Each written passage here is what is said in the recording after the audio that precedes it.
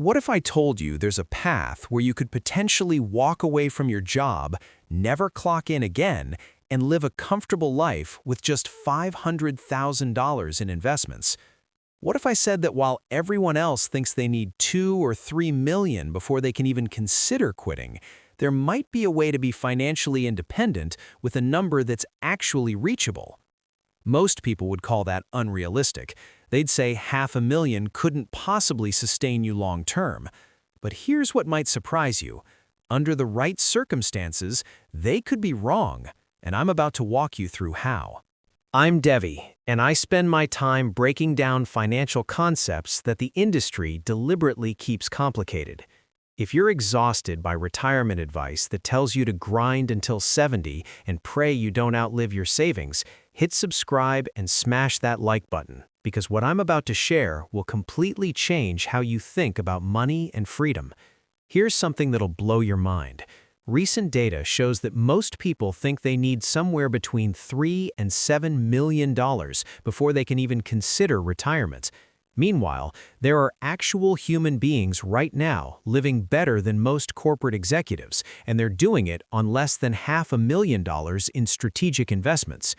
The gap between these two realities isn't about secret insider knowledge or lucky breaks. It's about understanding one core principle that most people ignore completely. Before we get into numbers, let me ask you something. When you imagine being financially free, what does that actually look like? Are you picturing exotic sports cars, designer everything, and mansion-level living? Maybe you're thinking private jets and Michelin star restaurants every weekend. Or maybe, just maybe, you're imagining something way simpler. Waking up without dread, spending your time however you actually want, never checking your bank balance with anxiety before paying for something basic. Here's where 90% of people get this completely wrong. They think wealth means accumulating possessions, but wealth is actually about accumulating options, and options require way less capital than you've been led to believe. The secret comes down to something so straightforward it almost sounds fake. If you can create enough passive income to handle your essential monthly costs, you literally never have to work again. It's not about having millions sitting idle. It's about having enough money actively working so you don't have to. Let's look at some hypothetical numbers to understand the concept.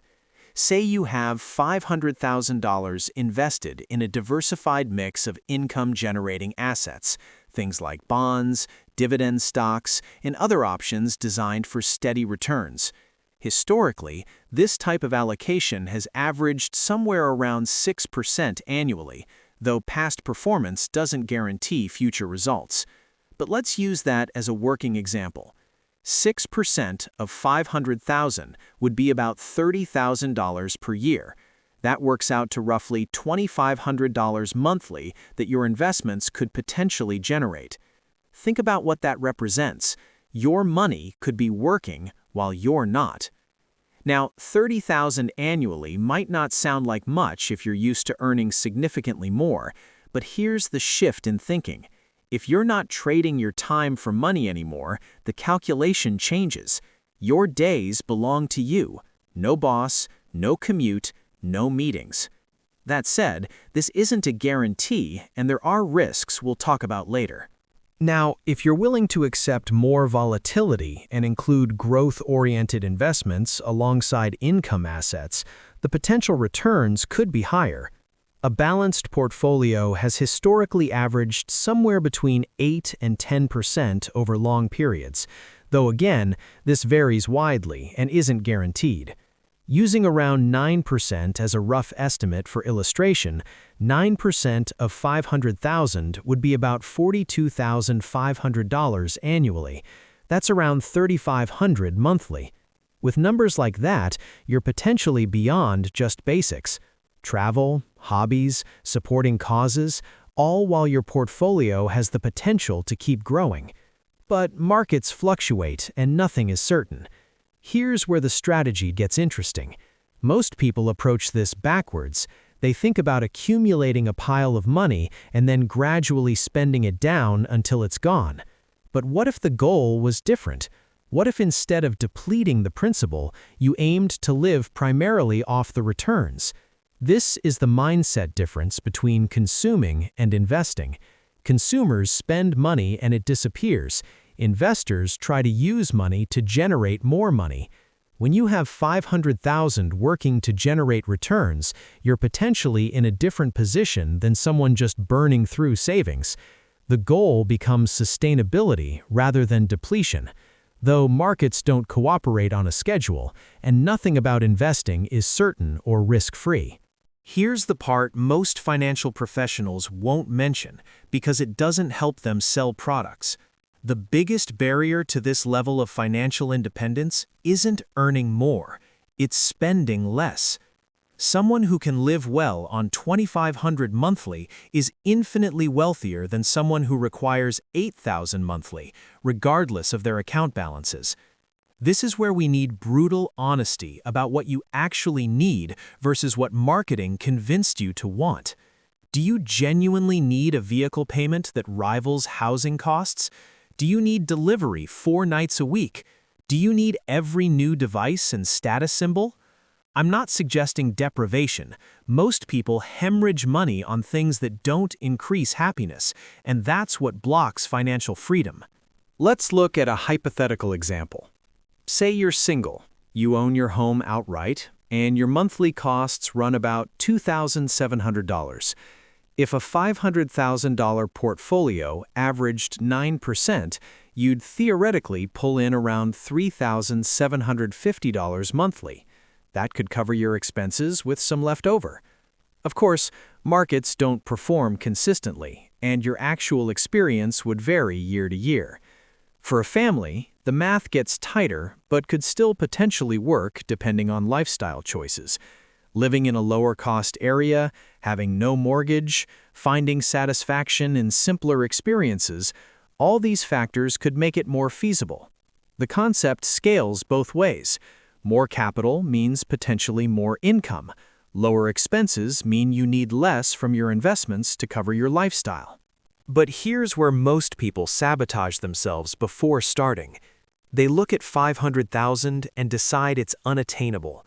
They calculate how long it would take at their current savings rate and give up immediately.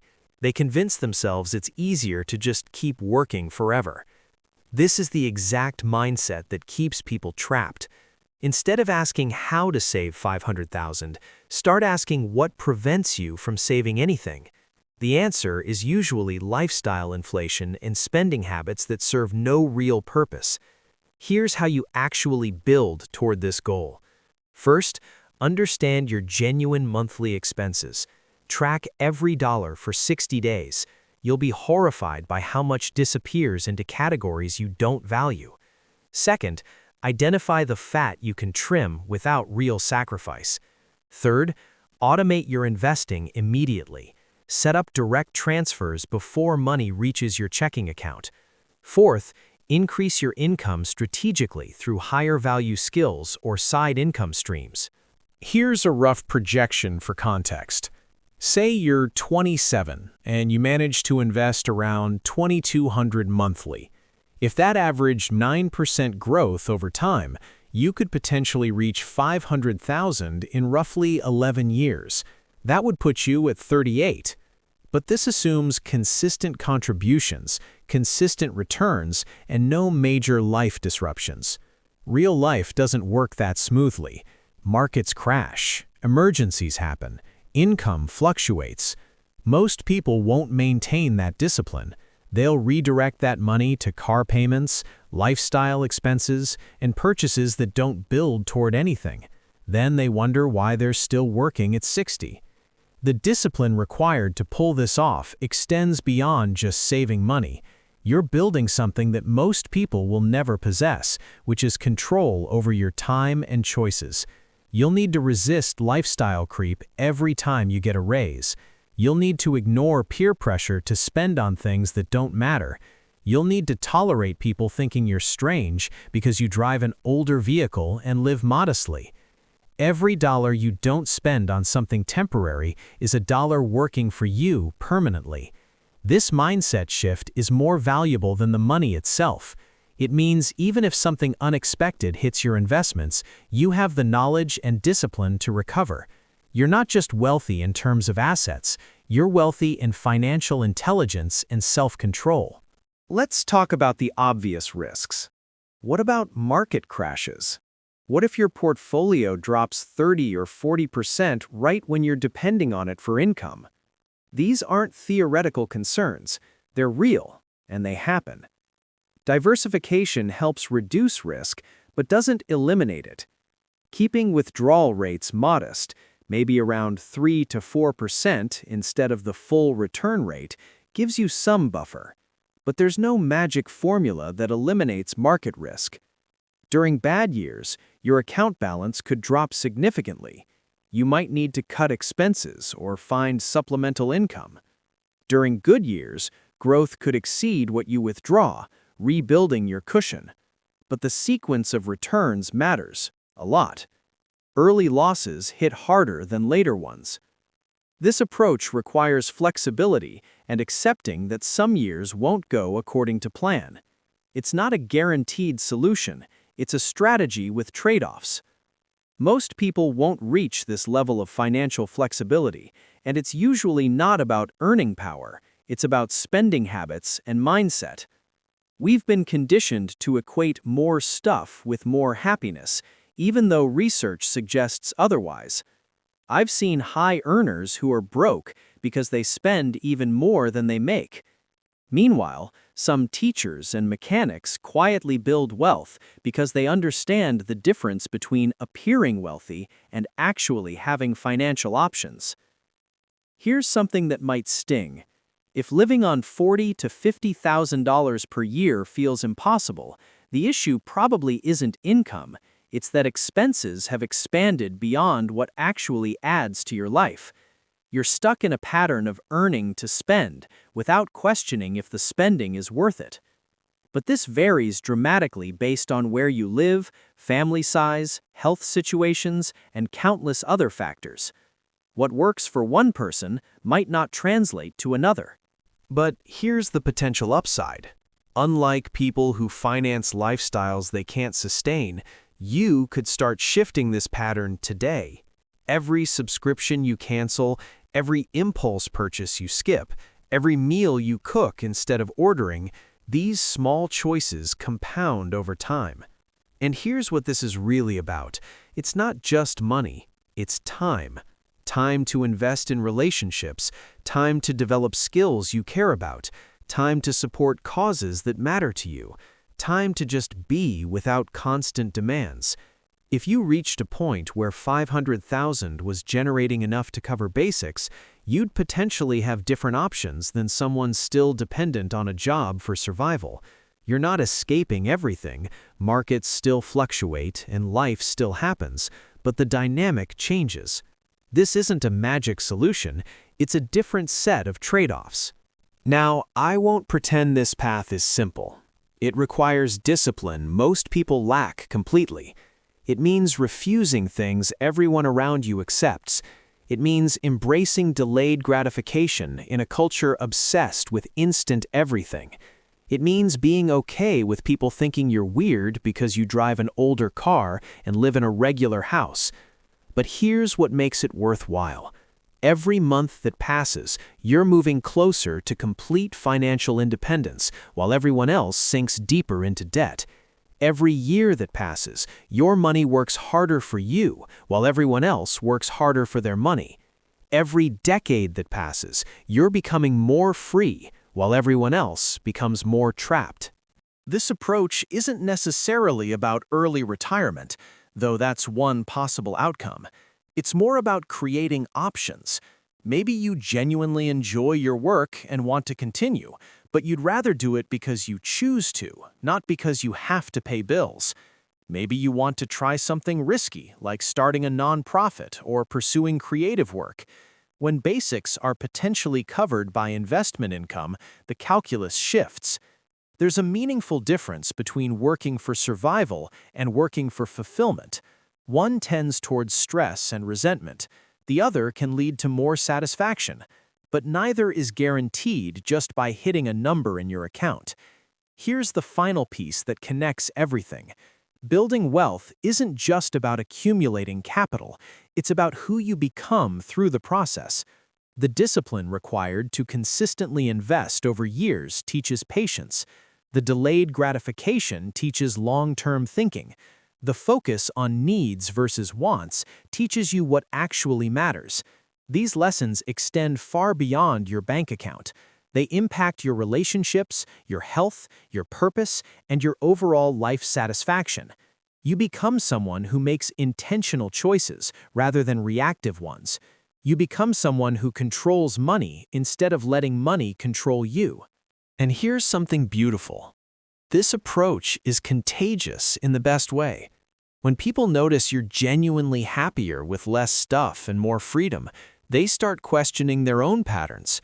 You become living evidence that another way exists, a way that prioritizes experiences over possessions, relationships over status, and freedom over the fake security of a paycheck.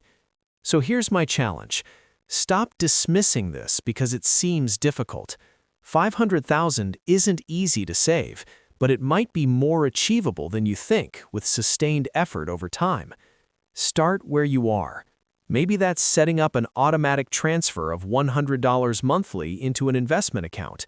Maybe it's cutting subscriptions you don't use. Maybe it's having an honest conversation with yourself about spending patterns. The path isn't simple or guaranteed. It requires thinking differently and living differently than many people around you. But the potential reward isn't just money, it's optionality, more choices about how to spend your time and energy. Not certainty, not perfection, just potentially more freedom than you'd have otherwise. $500,000 could potentially provide financial independence under the right conditions, with disciplined execution and some luck with market timing. But it's not guaranteed. Markets don't cooperate on schedule. Life throws curveballs. Circumstances vary wildly from person to person. The question isn't whether this is a sure thing, because it's not. The question is whether exploring this approach makes sense for your situation. Your future self might thank you for at least considering it seriously.